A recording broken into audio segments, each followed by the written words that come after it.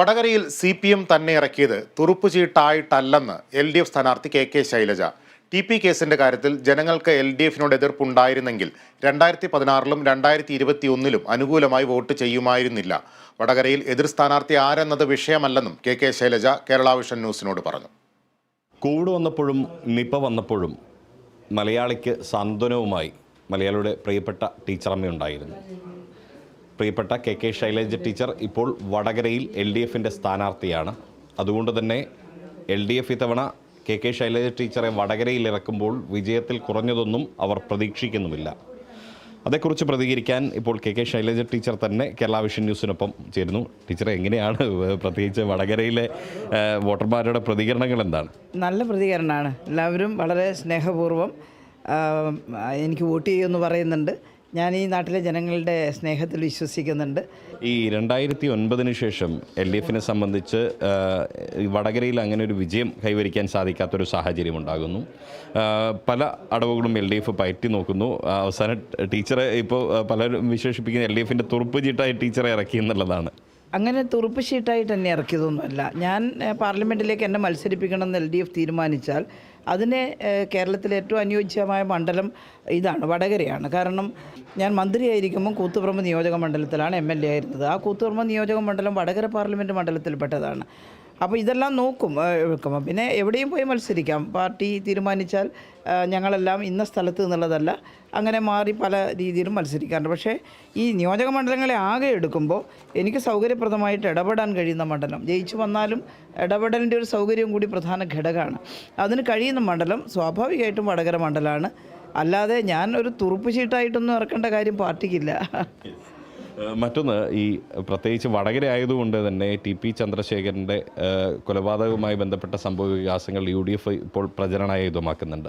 ആ ഒരു പ്രചരണ രീതി എങ്ങനെയാണ് കാണുന്നത്? ഇത് പലതവണ മറുപടി പറഞ്ഞു കഴിഞ്ഞതാണ്. നിങ്ങൾ നോക്കൂ, ഈ വടകര പാർലമെൻറ്റ് മണ്ഡലത്തിലെ ഒരു അസംബ്ലി കോൺസ്റ്റിറ്റ്യുവൻസി ഒഴികെ ബാക്കിയെല്ലാം ഇടതുപക്ഷ MLA മാരാണ്.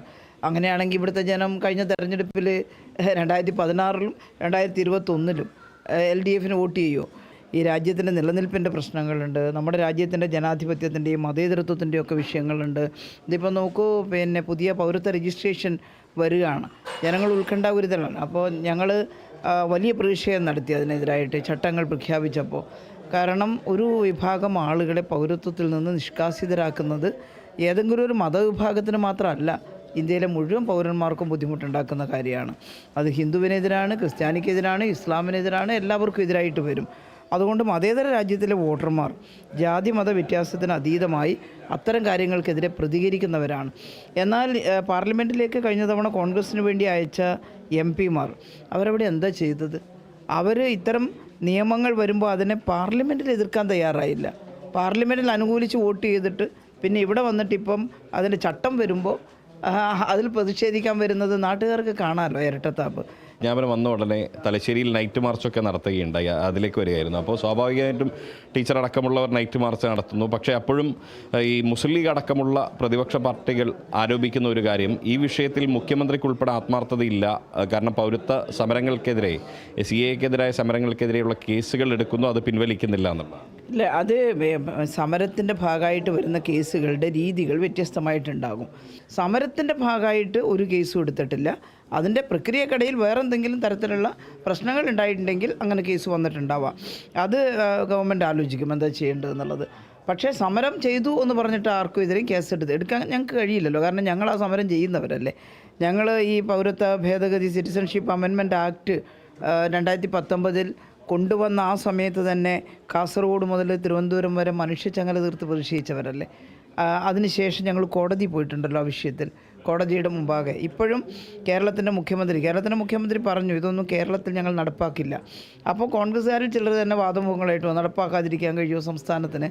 നമുക്ക് നോക്കാം. അങ്ങനെയാണെങ്കിൽ കോടതിയെ സമീപിക്കാം. അപ്പോൾ ഇപ്പോൾ കോടതിയെ സമീപിക്കുന്നുണ്ട് ഗവൺമെൻറ്. അപ്പോൾ ആരാണ് ആത്മാർത്ഥമായിട്ട് പറയുന്നത്? അത് തെരഞ്ഞെടുപ്പ് വരുമ്പോൾ മാത്രം പറയുന്നവരാരാണ്? അതല്ല, ഇത്തരം സംഭവങ്ങൾക്കെതിരെ ഉള്ളിൽ തട്ടി ആത്മാർത്ഥതയോടെ പ്രതികരിക്കുന്നവരാരാണ്? അത് മനസ്സിലാക്കാനുള്ള നല്ല വിവേകം കേരളത്തിലെ വോട്ടർമാർക്കുണ്ട്. അതുകൊണ്ട് തന്നെ ഒരു ഗിമ്മിക്കൊന്നും കാണിച്ചിട്ട് ഇലക്ഷൻ്റെ സമയത്ത് ആളുകളെ തെറ്റിദ്ധരിപ്പിക്കാനൊന്നും കഴിയില്ല എന്നാണ് ഞാൻ വിശ്വസിക്കുന്നത്. ഈ ടീച്ചർക്കെതിരെയുള്ള സ്ഥാനാർത്ഥി എന്ന് പറയുന്നത് ഷാഫി പറമ്പിലാണ്. കോൺഗ്രസ് അവരുടെ ഒരു യുവമുഖത്തെയാണ് ഇറക്കിയിരിക്കുന്നത്. എങ്ങനെയാണ് ആ ഒരു സ്ഥാനാർത്ഥിയെ കാണുന്നത്? നേരത്തെ കെ മുരളീധരൻ സ്ഥാനാർത്ഥി എത്തുമെന്നായിരുന്നു പ്രചരണങ്ങൾ ഉണ്ടായിരുന്നത്. എന്നാൽ അവസാന നിമിഷം അത് ഷാഫി പറമ്പിലേക്ക് മാറുന്നു. എങ്ങനെയാണ് ഈ ഒരു സ്ഥാനാർത്ഥിയെ കാണുന്നത്? ഞങ്ങൾക്ക് മുരളീധരനായാലും ഷാഫി പറമ്പിലായാലും ഒരുപോലെയാണ്. ഞങ്ങൾ എതിർ സ്ഥാനാർത്ഥി ആരാണെന്ന് ചിന്തിക്കാറേയില്ല. ഞങ്ങൾക്ക് ജനങ്ങളോട് പറയാനുള്ളത് എന്താണ് അത് പറയുക. ഞാൻ ജയിച്ചു വന്നാൽ ഈ മണ്ഡലത്തിലെ ജനങ്ങൾക്ക് വേണ്ടി എന്തു ചെയ്യും അത് ജനങ്ങളോട് പറയുക. അപ്പുറത്തെ സ്ഥാനാർത്ഥി ആരാന്നല്ല, അവരുടെ പൊളിറ്റിക്സിനോടാണ് ഞങ്ങൾ എതിർക്കുന്നത്. ഇനിയിപ്പോൾ യുവത്വത്തിൻ്റെ കാര്യം, ഞാൻ ഈ സമൂഹത്തിൽ നിരന്തരമായി പ്രവർത്തിച്ചുകൊണ്ടിരിക്കുന്ന ഒരാളാണ്. ഒരാൾ യുവാവായതുകൊണ്ട് മാത്രം സമൂഹത്തിന് വേണ്ടി പ്രവർത്തിക്കണമെന്നില്ല. എന്നാൽ സമൂഹത്തിന് വേണ്ടി നല്ല നയത്തോടു കൂടി പ്രവർത്തിക്കുന്ന യുവാക്കളുണ്ട്. ഇടതുപക്ഷ ജനാധിപത്യ മുന്നണിയിലുണ്ട്, അത്തരത്തിൽ വസീഫൊക്കെ മത്സരിക്കുന്നുണ്ട്. അത്തരത്തിലുള്ള യുവാക്കളുണ്ട്. ഞാൻ യുവാവായി അതുകൊണ്ട് വോട്ട് തരണമെന്ന് പറഞ്ഞാൽ യുവാക്കൾ ചെയ്യും. ഇപ്പോൾ എൻ്റെ മകളുടെ പ്രായത്തിലുള്ള ഒരുപാട് ആളുകൾ ഇവിടുത്തെ വോട്ടർമാരാണ്. ഞാൻ നേരത്തെ ആരോഗ്യമന്ത്രിയായിരുന്ന സമയത്ത് ചെയ്തിട്ടുള്ള കാര്യങ്ങൾ അവരെല്ലാം കണ്ടു, അവരെല്ലാം സഹകരിച്ചിട്ടുണ്ട്, കൂടെ നിന്നിട്ടുണ്ട്. നാട്ടിനെ സംരക്ഷിക്കുന്നതിന് അതുപോലെ നമ്മുടെ കേരളത്തിൻ്റെ വികസനത്തിന് വേണ്ടിയാണ് ആഗ്രഹിക്കുന്നതെങ്കിൽ എനിക്ക് വോട്ട് ചെയ്യും. പിന്നെ പ്രായത്തിൻ്റെ ഭാഗമായിട്ട് കിട്ടിയ അനുഭവങ്ങളും ഉണ്ടല്ലോ. മന്ത്രിയായിരുന്ന സമയത്ത് നിരവധി ക്രൈസിസുകളെ നേരിടാൻ അമ്മമാരൊക്കെ പറയും, ടീച്ചറെ ഞങ്ങൾക്ക് മറക്കാൻ പറ്റില്ല. കാരണം എല്ലാവരും വളരെ ഭയം നിരന്നിരുന്ന ഘട്ടത്തിൽ ടീച്ചറാണ്, ഭയക്കേണ്ടതില്ല, ഞങ്ങൾ കാര്യങ്ങൾ നോക്കുന്നുണ്ട്. ഞാനത് വെറുതെ ഒരു പോളിഷിന് പറഞ്ഞതല്ല. ആരോഗ്യവകുപ്പിനെ ആകെ സജ്ജമാക്കി ജനങ്ങൾക്ക് ഭയമില്ലാതാക്കി തീർക്കാൻ, അവരുടെ ജീവൻ രക്ഷിക്കാൻ ഞാൻ ഫീൽഡിൽ ഇറങ്ങി പ്രവർത്തിച്ച ആളാണ്. അല്ലാണ്ട് ഇവിടെ നിന്ന് നിർദ്ദേശം കൊടുത്തിട്ടില്ല. ഞാൻ നിപ്പ വന്നപ്പോൾ കോഴിക്കോട് പോയിട്ട് 40 ദിവസം ഞാനിവിടെ താമസിച്ചു. ആ നിപ്പ രോഗം വന്ന ഗ്രാമത്തിൽ ചെങ്ങരോത്ത് ഞാൻ നേരിട്ട് ചെന്നു. ചിലർ പറഞ്ഞു സേനാധിപൻ ആദ്യ യുദ്ധത്തിൽ വീണുപോയാൽ പിന്നെ യുദ്ധം ഉണ്ടാവില്ല, പോകരുതെന്ന് പറഞ്ഞു. ഞാൻ പറഞ്ഞു നാട്ടുകാർ മരിക്കുന്നുണ്ടെങ്കിലേ ഞാനും മരിക്കുള്ളൂ. നാട്ടുകാരെ രക്ഷിക്കാനാണല്ലോ സുരക്ഷാ സംവിധാനമൊക്കെ എടുക്കുന്നത്. ജനങ്ങളുടെ ഇടയിൽ നിന്ന് പ്രവർത്തിച്ചു കൊണ്ടിരിക്കുന്ന ആളിൻ്റെ പ്രായം അളക്കാൻ എങ്ങനെയാണ് UDF തയ്യാറാവുക? ജനങ്ങൾ തയ്യാറാവും അതിന്? ജനങ്ങളതിന് തയ്യാറാവില്ല എന്ന് മാത്രമല്ല, ചെറുപ്പക്കാരിൽ വലിയൊരു ഭൂരിപക്ഷം അവർ ഇപ്പം തന്നെ പറയുന്നുണ്ട്, അവരാണ് എന്നെ ജയിപ്പിക്കാൻ ഏറ്റവും ഉത്സാഹമായിട്ട് രംഗത്തിറങ്ങുന്നത്. കേരളത്തിൻ്റെ യുവത്വം, അതുറപ്പായിട്ട് സ്ത്രീകളും അതുപോലെ പുരുഷന്മാരും എല്ലാം അടങ്ങിയിട്ടുള്ള ആളുകൾ ഓരോരുത്തരും ഞാൻ അവരുടെ സ്ഥാനാർത്ഥിയാണ് എന്ന് പറയുന്നുണ്ട്. ഞാനും പറയുന്നത് ഞാൻ ഓരോരുത്തരുടെയും സ്ഥാനാർത്ഥിയാണ്. യുവാക്കളുടെ, വിദ്യാർത്ഥികളുടെ, അവർക്കെല്ലാം വേണ്ടി ഒരു MP എന്നുള്ള നിലയിൽ എന്തു ചെയ്യാൻ സാധിക്കും? എൻ്റെ അനുഭവം കൂടി ചേർത്തുകൊണ്ട് ഞാനത് ചെയ്യും. കൃഷിക്കാരുടെ, തൊഴിലാളികളുടെ, എല്ലാവരുടെയും, സ്ത്രീകളുടെ ഒക്കെ എല്ലാവരുടെയും സ്ഥാനാർത്ഥിയാണ്. അതുകൊണ്ട് അത്തരം വിഭജനമൊന്നും ഉണ്ടാക്കാൻ ഈ വടകര മണ്ഡലത്തിൽ പറ്റില്ല എന്നുള്ളതാണ് പറയാനുള്ളത്. ഞാൻ ജനങ്ങളോട് സ്നേഹത്തോടെ ചോദിക്കുന്നത്, നിങ്ങളെന്നെ എൻ്റെ കൂടെ നിന്നിട്ടുണ്ട്, പലപ്പോഴും അഭിനന്ദിച്ചിട്ടുണ്ട്, ചിലപ്പോൾ ചില കാര്യങ്ങൾ ചൂണ്ടിക്കാണിച്ച് വിമർശിച്ചിട്ടുണ്ടാകാം. പക്ഷേ ഞാൻ നിങ്ങളുടെ കൂടെ നിന്ന് പ്രവർത്തിച്ചിട്ടുള്ള ഒരാളാണ്, ഇപ്പോഴും നിങ്ങളുടെ കൂടെ നിന്ന് പ്രവർത്തിച്ചു കൊണ്ടിരിക്കുന്ന ഒരാളാണ്. അതുകൊണ്ട് നിങ്ങളുടെ ഒരു വോട്ട് എനിക്ക് നൽകിയാൽ MP ആയി തിരഞ്ഞെടുക്കപ്പെട്ടാൽ ഞാൻ വടകരയിലെ ജനങ്ങൾക്കൊപ്പം ഉണ്ടാകും. വടകരയുടെ വികസനത്തിന് വേണ്ടി ഞാൻ നേതൃത്വപരമായിട്ട് ഇടപെടും. ടീച്ചർ, അവസാനമായിട്ട് ഈ സോഷ്യൽ മീഡിയയിൽ നടക്കുന്ന ഏറ്റവും രസകരമായൊരു ചർച്ച ടീച്ചറും ശ്രദ്ധിച്ചിട്ടുണ്ടാവുമെന്ന് കരുതുന്നു. 2 MLA മാർ തമ്മിലാണ് മത്സരം. അപ്പോൾ എവിടെയായിരിക്കും ഉപതെരഞ്ഞെടുപ്പ്? അത് പാലക്കാടായിരിക്കും അല്ല മട്ടന്നൂരായിരിക്കും എന്നുള്ള? അതൊരു സംശയമില്ല, മട്ടന്നൂരായിരിക്കും.